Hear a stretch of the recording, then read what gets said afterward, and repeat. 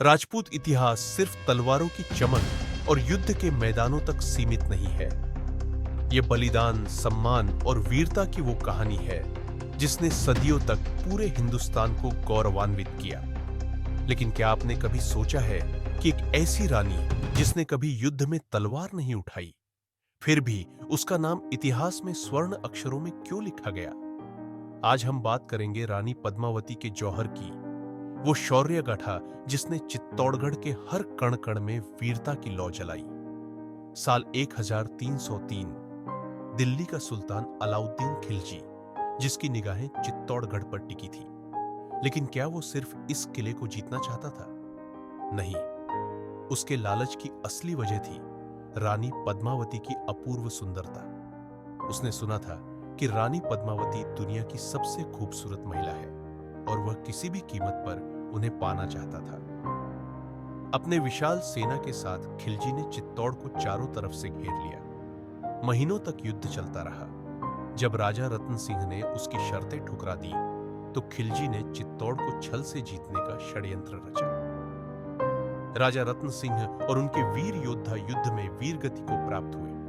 लेकिन चित्तौड़ की रानी और राजपूत नारियों के लिए यह कोई हार नहीं थी, यह सम्मान बचाने की आखिरी परीक्षा थी।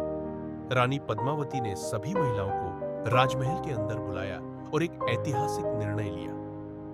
जब दुश्मन का सामना करना असंभव हो, जब सम्मान पर आंच आए, तब राजपूत नारियों के पास केवल एक ही विकल्प बचता था, जौहर।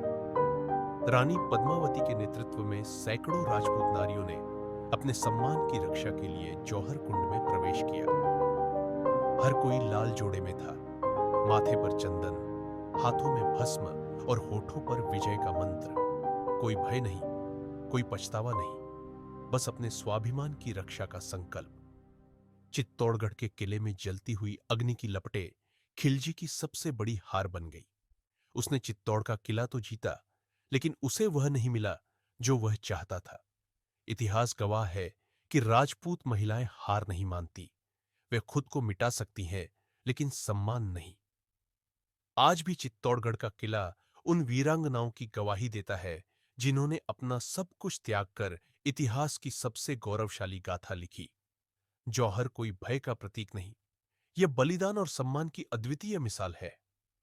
लेकिन एक सवाल आज भी उठता है, क्या यह सिर्फ एक कहानी थी या वास्तव में इतिहास में दर्ज एक सच्चाई?